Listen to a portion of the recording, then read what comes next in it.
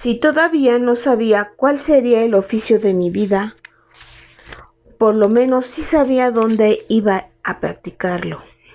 Esto lo supe desde mi primer viaje allí. La visita que había sido un regalo de mi padre en mi cumpleaños número 7, el día en que me dieron mi nuevo nombre.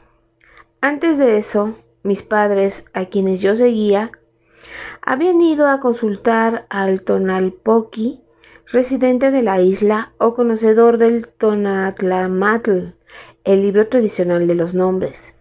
Después de desdoblar las capas de páginas hasta lograr la completa longitud del libro, usando la mayor parte del piso de su cuarto, el viejo vidente vio un escrutinio prolongado, moviendo los labios cada vez que hacía mención a los símbolos de las estrellas y a las actividades más relevantes de los dioses. En el día 7 Flor, en el mes del dios ascendente del año 13 Conejo, luego inclinó la cabeza, volvió a doblar el libro con reverencia, aceptó sus honorarios consistentes en un rollo de tela fina, me roció con agua especial para las celebraciones y proclamó que mi nombre sería Chicomi Xochitl Tilictic Mixtli, para conmemorar la tormenta que había asistido a mi nacimiento. Desde entonces y en adelante yo sería conocido formalmente como 7 Flor Oscura Nube y llamado informalmente Mixtli. Estaba muy complacido con mi nombre, un nombre varonil, pero no quedé muy impresionado con el ritual para seleccionarlo. Incluso a la edad de 7 años, yo, Nube Oscura, tenía algunas opiniones propias. Dije en voz alta que cualquiera lo hubiera podido hacer. Yo lo hubiera podido hacer más rápido y más barato, por lo que me callaron severamente. En la mañana temprano de mi importante cumpleaños me llevaron al palacio de Tecutli y el señor Garza Roja nos recibió personalmente con amabilidad y ceremonia. Me palmeó ligeramente la cabeza y dijo paternalmente con buen humor: otro hombre ha crecido para la gloria de Xaltocan, ¿verdad? Con su propia mano dibujó los símbolos de mi nombre: 7 puntos, el símbolo de las 3 pétalos de flor, la burbuja gris que significa la nube oscura y el Tocayamatl, el registro oficial de todos los habitantes de la isla. Mi página quedaría allí por todo el tiempo que viviera en Xaltocan, para ser quitada únicamente si moría, si era expulsado por algún crimen monstruoso o si me iba a vivir permanentemente a otro lugar. Me pregunto, ¿cuánto tiempo hace que la página de 7 Flor Nube Oscura no está en aquel libro? Hubiera habido una gran celebración del día de nombre, como lo había habido en el de mi hermana. Todos los vecinos y nuestros familiares llegando con regalos, mi madre cocinando y sirviendo una gran festín con platillos especiales, los hombres fumando pocietl en tubos de caña, los viejos emborrachándose con octili. Pero no me importó perder todo eso porque mi padre me había dicho: un cargamento de frisos para templo sale hoy para Tenochtitlán y hay espacio en el bote para ti y para mí. También he oído que una gran ceremonia se celebrará en la capital, la de una nueva conquista o algo por el estilo, y este será el festejo de tu día de nombre Mixtli. Nunca más volvió a llamar Chapulín a mí. Así es que después de un beso de felicitación en la mejilla por parte de mi madre y de mi hermana, seguí a mi padre hacia abajo hasta el muelle de cargamento de las canteras. Todos nuestros lagos tenían un tráfico constante de canoas yendo y viniendo en todas direcciones como hordas de insectos tejedores. La mayoría de ellas eran los acaltín pequeños, para 1 o 2 hombres, de pescadores y cazadores de aves, hechos de un solo tronco de árbol vaciado por dentro y con la forma de una vaina de jote. Sin embargo, había otros al que alcanzaban hasta el tamaño de las gigantescas canoas de guerra para 60 hombres, y nuestro acali de carga consistía en 8 botes casi de ese mismo tamaño unidos por las regalas. Nuestro cargamento de paneles de piedra tallados había sido apilado cuidadosamente dentro del lanchón, cada piedra envuelta en pesadas esterillas de fibra para su protección. Con tal carga a bordo, en una nave tan difícil de gobernar, era lógico que avanzáramos muy despacio, a pesar de los 20 hombres, entre ellos mi padre, que estaban remando o empujando con varas gruesas en donde el agua no era profunda, debido a que la ruta no era recta. Al sudoeste por el lago Jaltocan, al sur dentro del lago Texcoco, y desde ahí al sudoeste otra vez hacia la ciudad. Teníamos que cubrir algo así como 7 distancias que llamábamos a cada una carrera larga, una de las cuales vendría a ser aproximadamente el equivalente a lo que ustedes los españoles llaman una legua.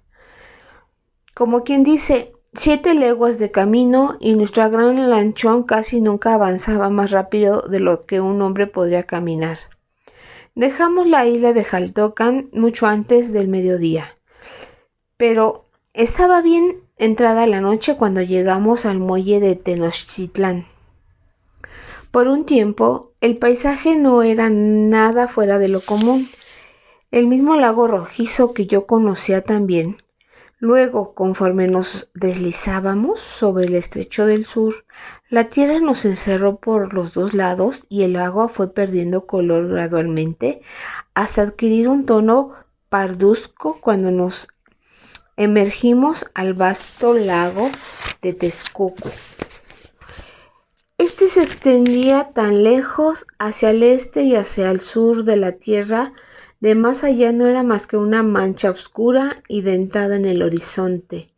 Nos movimos hacia el suroeste durante un tiempo, pero Tonatiuh, el sol, se cubría lentamente en el resplandor de su vestido de dormir en el momento en que nuestros remeros retrocedían en el agua para poder llevar nuestro desmañado lanchón hacia el gran dique y detenerse. Esta barrera es una doble palizada de troncos de árboles clavados dentro del fondo del lago.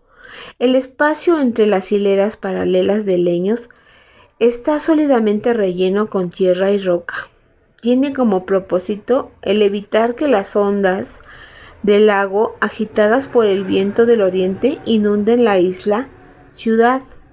El gran dique tiene pesados portalones insertados en intervalos con objeto de permitir el paso a los barcos y a los hombres que trabajan en el dique. El paso de los barcos y los hombres que trabajan en el dique dejan esos portalones abiertos casi todo el tiempo. Por supuesto que el tráfico del lago que se dirigía hacia la capital era considerable, y por ese motivo nuestro lanchón tuvo que esperar en línea por un tiempo antes de poder pasar los portones.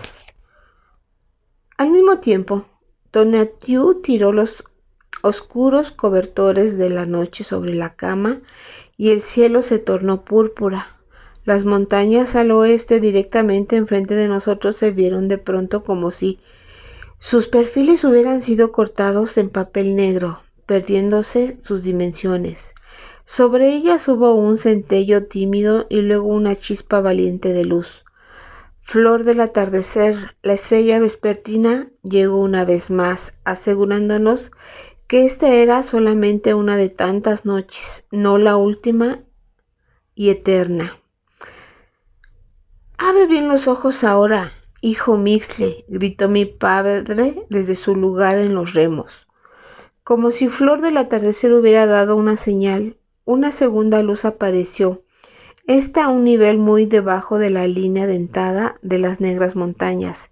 Entonces llegó otro punto de luz y otros 20 más. Así vi Tenochtitlán por primera vez en mi vida. No como una ciudad de torres de piedra, de ricos enmaderados y pinturas brillantes, sino como una ciudad de luz, según se iban encendiendo las lámparas, linternas, velas y antorchas por las aberturas de las ventanas, en las calles a lo largo de los canales, en las terrazas, cornisas y tejados de los edificios. Los puntitos separados de luz se hicieron grupos. Los grupos se mezclaron para formar líneas de luz y las líneas de luz dibujaron los contornos de la ciudad. Los edificios en sí, donde esa distancia, estaban oscuros y sus contornos borrosos, pero las luces, las luces amarillas, blancas, rojas, jacint, en todos los colores variados del fuego, y aquí y allá una verde o azul, en donde el fuego del altar de algún templo había sido rociado con sal o con filigranas de cobre. Cada uno de esos grupitos y bandas de luz como cuentas relucientes brillaban 2 veces, pues cada una tenía un reflejo brillante en el lago. Aún las calzadas elevadas y empedradas que saltan entre la isla y tierra firme, aún estas portaban linternas en palos e intervalos en toda su extensión a través del agua. Desde nuestro Acali podía ver solamente las 2 calzadas que salían de la ciudad hacia el norte y hacia el sur, pero cada una parecía ser una brillante y delgada cadena de joyas a través del cuello de la noche, un espléndido pendiente de brillante joyería en el seno de la noche. México Tenochtitlán, Sem Anagua Tlali Yoloco, murmuró mi padre. Es realmente el corazón y el centro del único mundo. Yo había estado tan transportado por el encanto que no me había dado cuenta de que él estaba a mi lado. Mira todo lo que puedas, hijo Mistli. Tú puedes ver esta maravilla y muchas otras de una vez, pero siempre y por siempre habrá solo una primera vez. Sin parpadear o mover los ojos del esplendor al que nos acercábamos, con demasiada lentitud, me recosté sobre una esterilla de fibra y miré hasta que, me avergüenza decirlo, mis párpados se cerraron por sí solos y me quedé dormido. No tengo ni una noción en mi memoria del ruido considerable, de la conmoción y del bullicio que debió de producirse cuando desembarcamos, ni recuerdo cuando mi padre me cargó hasta una cercana posada para barqueros en donde pasamos la noche. Desperté en un jergón en el piso de un cuarto común donde mi padre y otros pocos hombres más estaban todavía acostados roncando en sus jergones. Al darme cuenta de que estábamos en una posada y donde estaba la posada, brinqué para asomarme por la abertura de la ventana y por un momento me sentí mareado al ver la altura sobre el empedrado. Era la primera vez que estaba dentro de un edificio que estaba encima de otro. Yo pensé que era así hasta que mi padre me enseñó más tarde, desde afuera, que nuestro cuarto estaba en el piso superior de la posada. Dirigí mis ojos hacia la ciudad que estaba más allá de la zona de los muelles. Brillaba, pulsaba, resplandecía de blanco a la luz temprana del sol.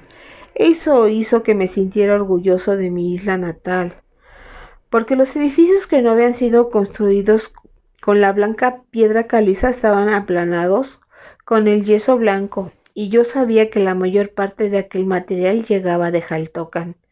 Aunque los edificios estaban adornados con frescos, franjas y paneles con pinturas de vívidos colores y mosaicos, el efecto dominante era el de una ciudad tan blanca que casi parecía plateada y tan resplandeciente que casi lastimaba mis ojos. En esos momentos las luces de la noche anterior ya estaban totalmente extinguidas y solo desde alguna parte el fuego quieto de un templo enviaba una cinta de humo hacia el cielo. Entonces vi una nueva maravilla. En la cumbre de cada azotea, de cada templo, de cada palacio de la ciudad, de cada una de las partes más sobresalientes altas, se proyectaba un asta y en cada una flotaba un estandarte. Estos no eran cuadrados, triangulares o rectangulares como las insignias de batalla. Eran mucho más largos y anchos, totalmente blancos, excepto por la insignia de colores que portaban. Algunas de estas las pude reconocer como la de la ciudad, la del venerado orador Azcayatl, las de algunos dioses, pero otras no me eran familiares. Deberían de ser las insignias de los nobles locales y de los dioses, particularmente de la ciudad. Las banderas de sus hombres blancos no son siempre pedazos de tela, muy a menudo con blasones muy elaborados, pero que no dejan de ser simples hilachos que cuelgan flojamente de sus astas o tremolean y chasquean al viento como la ropa lavada por una mujer rústica y tendida a secar sobre las espinas de los cactos. Por contraste, estas banderas increíblemente largas de Tenochtitlán estaban entretejidas con plumas a las que se les habían quitado los cañones y solamente se habían utilizado para el tejido la parte más suave de ellas. No estaban ni pintadas ni teñidas.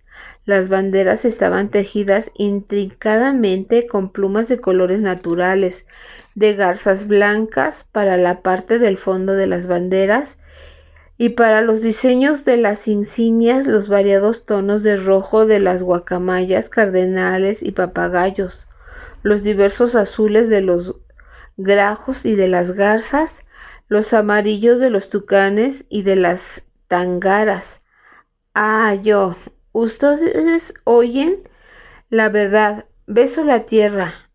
Habían allí todos los colores e iridiscencias que solamente se pueden encontrar en la naturaleza viva y no en las mezclas de pinturas que hacen los hombres. Lo más maravilloso era que estas banderolas no se combaban ni aleteaban, sino que flotaban.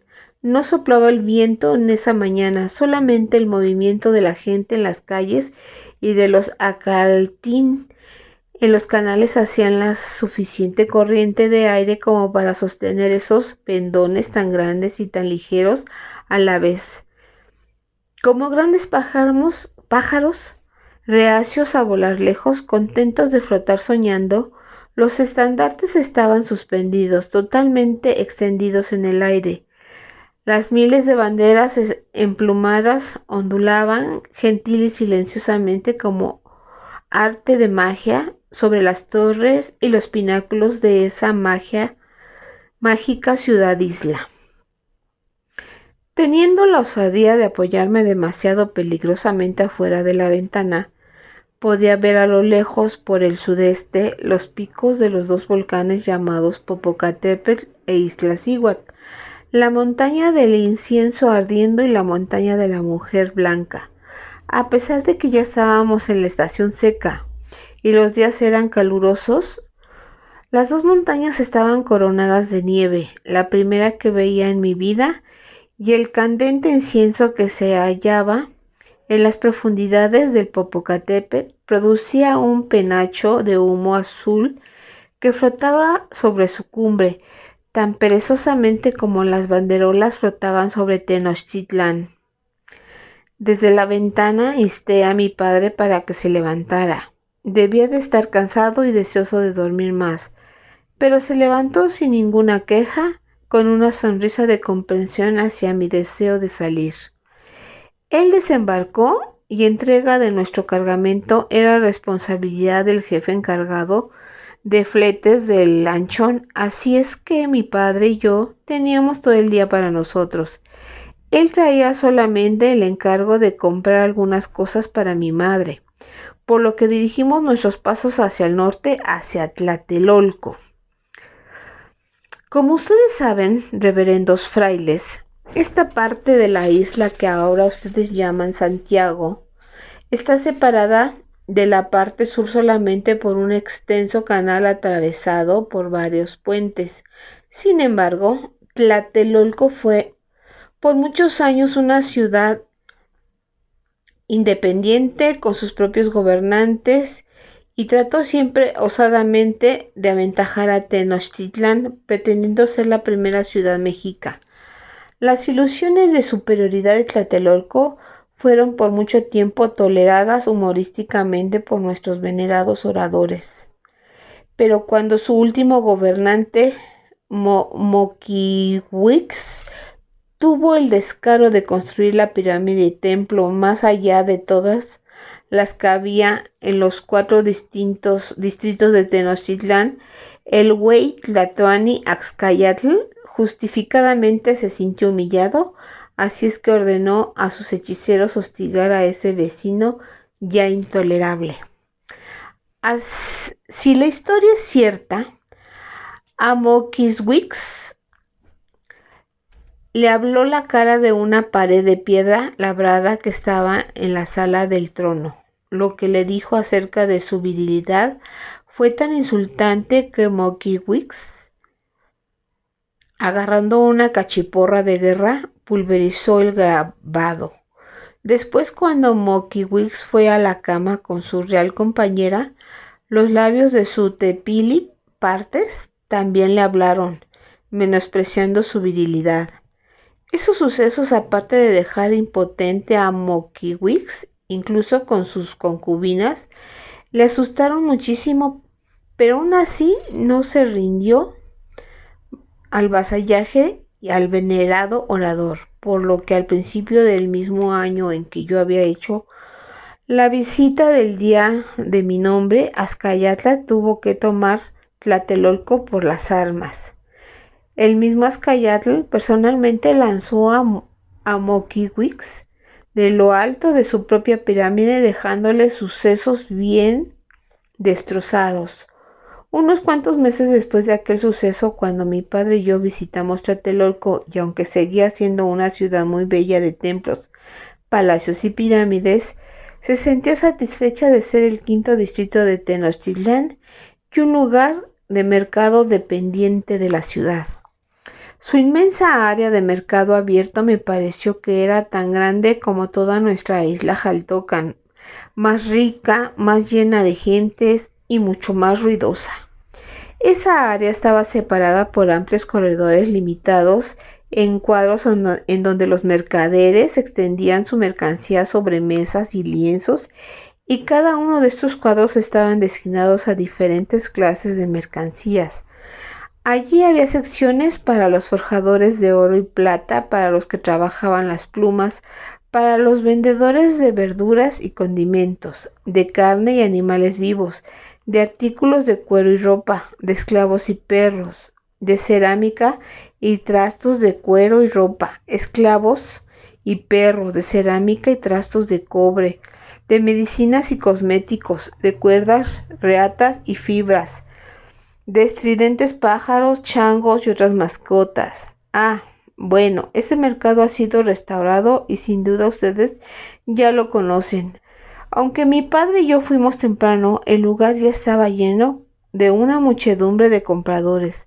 La mayor parte de ellos eran macehualtin, como nosotros, pero también había señores y damas pipiltín, apuntando misteriosamente hacia los artículos que deseaban y dejando que sus esclavos regatearan el precio. Fuimos muy afortunados por haber llegado temprano, o por lo menos yo lo fui, ya que en uno de los puestos del mercado se estaba vendiendo un artículo tan perecedero que se hubiera acabado antes de media mañana, y entre todos los alimentos que se vendían era el más exótico y delicado. Era nieve. Había sido traída a 10 carreras largas desde la cumbre del Iztaccíhuatl hasta aquí, por relevos de mensajeros veloces corriendo a través del frío de la noche. El mercader que la guardaba en una de sus jarras de grueso barro cocida, tapadas con montones de esterillas de fibra. Un cono de nieve costaba 20 semillas de cacao. Este era el jornal promedio de un día completo de trabajo de cualquier obrero de la nación mexica. Por 400 semillas de cacao se podía comprar para toda la vida un esclavo bastante fuerte y saludable. Así es que la nieve era, por peso, la mercancía más cara de todo el mercado, incluyendo las joyas más costosas en los puestos de los forjadores de oro.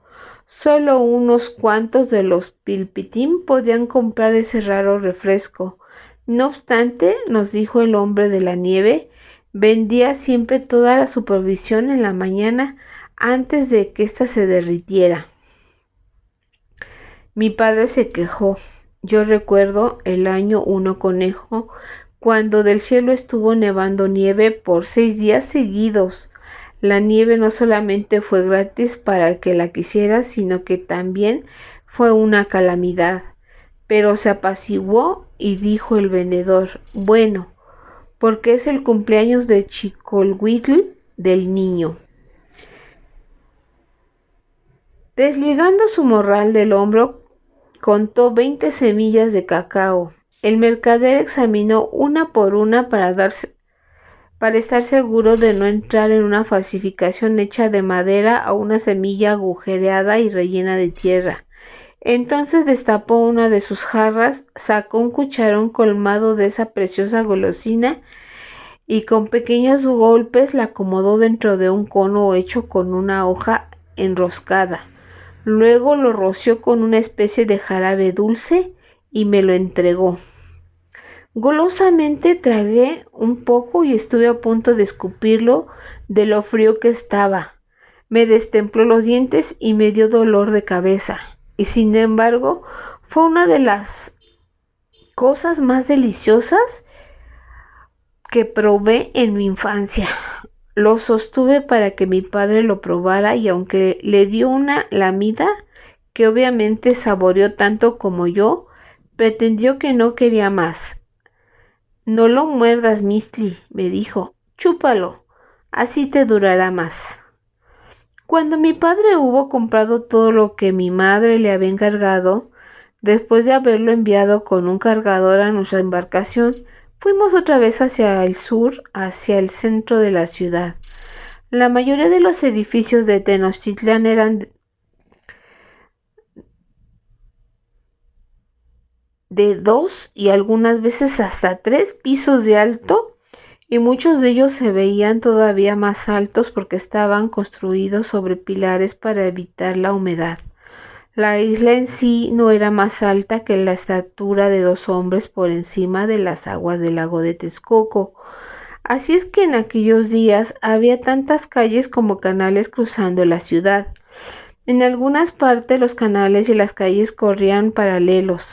Así la gente que caminaba podía platicar con la que iba en las canoas. En algunas esquinas frente a nosotros podíamos ver gente apretujada alborotando de un lado a otro.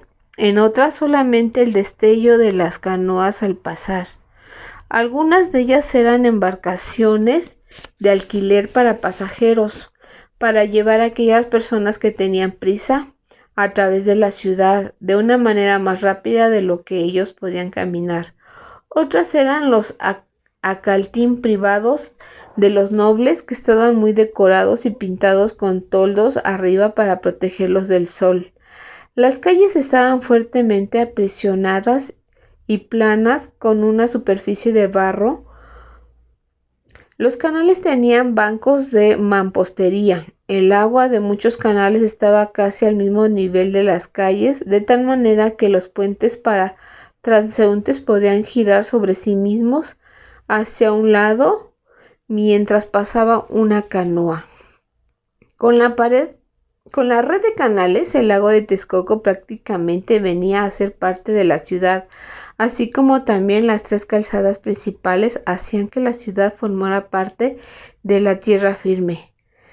Al final de la isla, aquellas calles anchas se convertían en amplios caminos, puentes de piedra, por los cuales un hombre podía encaminarse a 5 ciudades diferentes de la tierra firme hacia el norte, el oeste y el sur.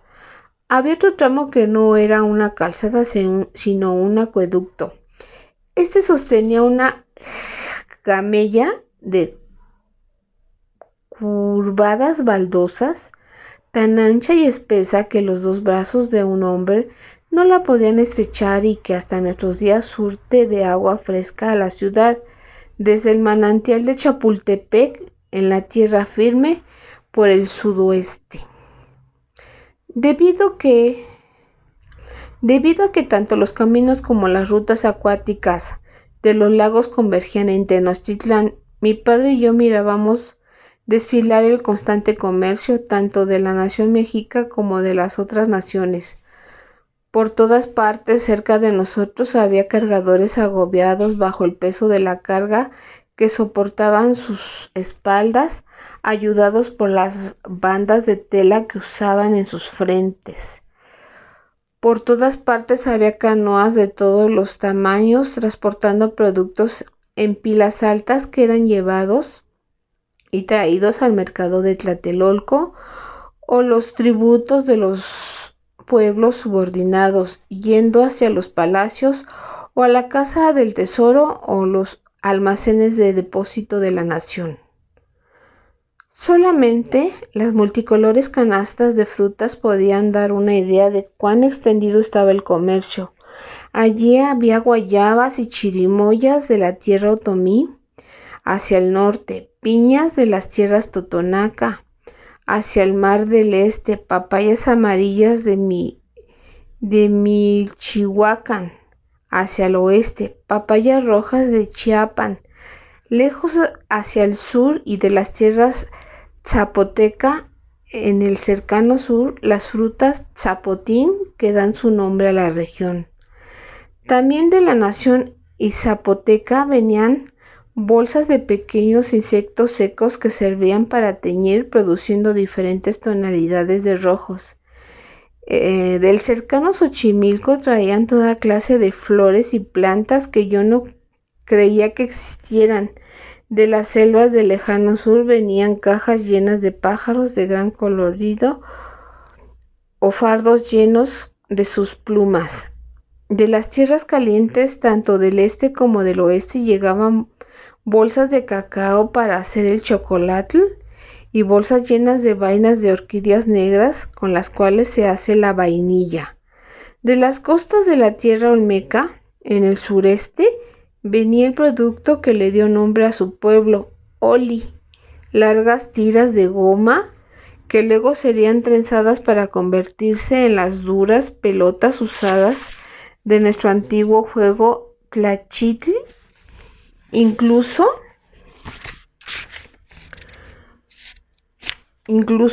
Tlaxcala, la nación permanentemente enemiga de nosotros, los mexica, nos mandaba su precioso copali, la aromática resina con la que hacíamos perfumes e inciensos. De todas partes llegaban sacos y fardos de maíz, frijol, algodón, y hacíamos yacinados y graznando los guaxolome vivos, esa ave doméstica negra y esponjada que ustedes llaman gallipollo, y canastas de sus huevos, jaulas de los comestibles techichí, perros pelones y mudos, ancas de venados, de conejos y carne de berraco, jarras llenas de agua dulce y clara de la savia del maguey o de la fermentación blanca y espesa de ese jugo, la bebida que emborracha llamada octli. Cuando mi padre me estaba haciendo notar esas cosas y diciéndome sus nombres, una voz lo interrumpió. Por solo 2 semillas de cacao, mi señor, te diré de los caminos y los días que moran más allá del día de nombre de tu hijo Mixtli. Mi padre se volvió a la altura de su codo y no más alto que este. Estaba parado un hombre que parecía una semilla de cacao. Solo llevaba puesto el maxtatl, taparrabo, andrajoso y sucio, y su piel era extremadamente de color del cacao, de un pardo oscuro. Su rostro también, como el cacao, estaba surcado de arrugas. Quizás fue más alto en otro tiempo, pero entonces estaba encorvado, encogido y arrugado, y nadie hubiera podido precisar su edad. Ahora que lo pienso, se veía más o menos como yo ahora, extendiendo su mano con la palma hacia arriba como lo hacía un chango. Volvió a decir: solo 2 cacaos, mi señor. Mi padre negó con la cabeza cortésmente y dijo: para conocer el futuro iría a un Tlachopatoani, un vidente que ve en la lejanía. ¿Has visitado alguna vez a uno de esos videntes que ven en la lejanía?, preguntó el hombrecillo, y ha podido reconocer en ti inmediatamente a un maestro cantero de Jaltocan. Mi padre lo miró con sorpresa y farfulló: ¿tú eres un vidente? ¿Tienes la verdadera visión? Entonces, ¿por qué voy lleno de harapos con mi mano extendida? Porque digo la verdad y la gente hace poco aprecio de esta. Los videntes comen los hongos sagrados y sueñan sueños para ti, porque ellos pueden cobrar más por sus sueños. Mi señor, el polvo de la cal está incrustado en las coyunturas de tus dedos, pero tus palmas no están encallecidas por el uso del martillo o del cincel del escultor. ¿Ya ves? La verdad es tan barata que hasta la podría regalar. Yo me reí y mi padre también, y le dijo: eres un viejo embaucador y divertido, pero nosotros tenemos muchas cosas que hacer en otra parte. Esperad, dijo insistiendo el hombrecillo. Se agachó para escudriñar mis ojos. Aunque no necesitaba encogerse mucho, yo lo miré fijamente. Estoy seguro de que el viejo pordiosero y embaucador había estado cerca de nosotros cuando mi padre me compró el cono de nieve, y habiendo escuchado la mención de mi significativo 7º cumpleaños, nos tomó por rústicos campesinos en la gran ciudad, fácil de ser timados por él. Sin embargo, mucho más tarde, los sucesos me hicieron recordar las palabras exactas que dijo. Escudriñó mis ojos y murmuró: cualquier vidente puede ver muy lejos a través de los caminos y los días.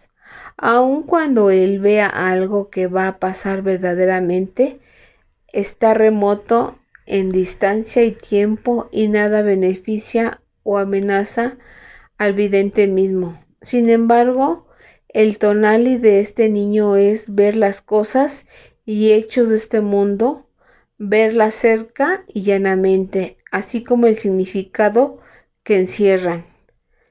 Se enderezó. Al principio eso parecerá un impedimento, niño, pero esa clase de corta visión podría hacerte discernir las verdades que los videntes que ven en la lejana no distinguen. Si pudieras sacar ventaja de ese talento, te harías rico y poderoso.